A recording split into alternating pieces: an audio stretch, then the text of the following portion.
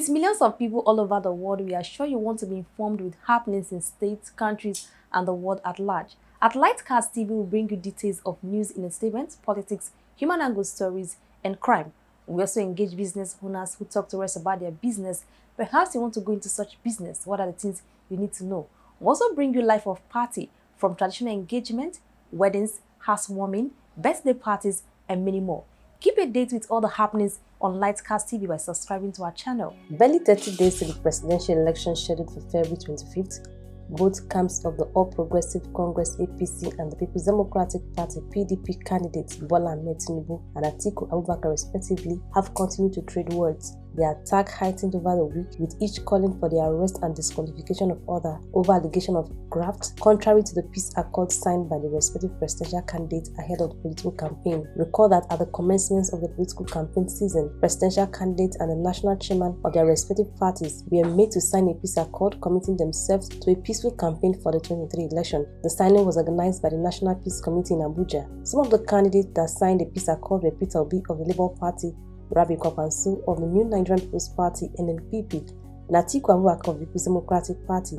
However, the ruling All Progressive Congress candidate Bola Tinubu was absent, but his running mate Kashim Shettima stood for him. Tinubu's camp threw the first level last week when he called on Nigerians to worry about Atiku's health and credibility and not his, adding that he, Atiku, must come clean on issues regarding his health and corruption allegations. The Director of Media Publicity of Tinubu Shettima Presidential Campaign Council (PCC), Bayo Ononuga, who disclosed this in a statement, said Atiku ought to have stepped down from the race because he was bound to lose again. While countering the allegations and attack by Tinubu, the Atiku Okowa campaign organization said Tinubu had no moral standing to put a disrepute to the impeccable character and integrity of Atiku.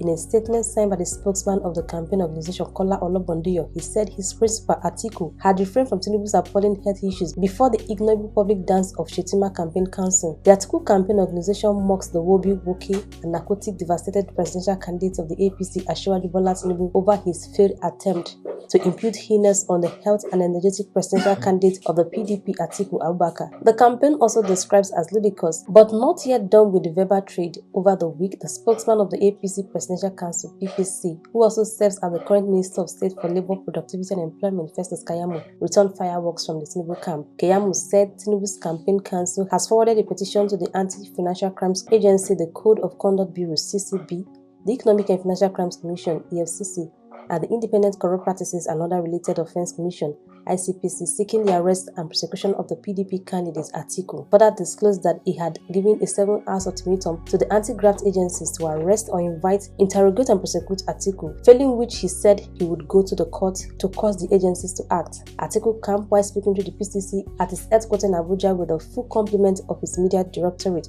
also queried the source of words of both Atiku and Obasanjo, his ex-wife principal. The PCC also played a 2-minute recorded voice call purported to be a conversation between Atiku and his former aide, bordering on allegation of corrupt practices. The campaign council alleged that Atiku had committed a breach of Code of Conduct Act, criminal breach of trust, conspiracy and money laundering. But while countering the allegation, the PDP dismissed Tinubu's score and allegation against his candidates. They described them as a stimulated allegations and attempt to divert public attention from the issues affecting Nigeria. The spokesman of the Atiku Okowa Presidential Campaign Council, Kola Olobondiyo, also in a statement issued in Abuja, demanded the immediate arrest and questioning of Tinubu for his alleged formation of a unified gang of thug codenamed Jagaban Army for the sole purpose of committing an electoral heist. The Jagaban Army, which is apparently set up to disrupt the 2023 general election, a rapid polling unit for votes on behalf of APC presidential candidate Senator Bola Ahmed Tinubu, is a direct affront to the Nigerian armed forces and also security agency, as well as assault on the sovereignty of our nation. The notion of Jagaban Army is a ploy to bring hoodlums, thugs and gangsters together under the cover of the APC and to turn them into an official militia that will be used to unleash mayhem on the day of the election, Olobondiyo said. Meanwhile, the Human Rights Writers Association of Nigeria slammed Atiku and his counterpart Tinubu over engaging in campaign gloaming against each other. The human rights organization in a statement said both candidates are two sides of the same coin, since both sides are claiming that their opponent had been found to have allegedly committed the same offense of money laundering they are accusing each other of. Speaking to Daily Post concerning the verbal attack between the two, the spokesman of the P2B Dati Ahmed campaign organization, Yusuf Tanko, said if it were to be a sane society, the two candidates would not have the moral standing to run for the election. Tanko said it is only in Nigeria that you will see such a heavy accusation with proof into the public domain. Yet shameless people will still be willing to run for the election. He further urged Nigerians to vote out those who have put the country in perpetual poverty by voting for the Labour Party presidential candidate Peter Obi.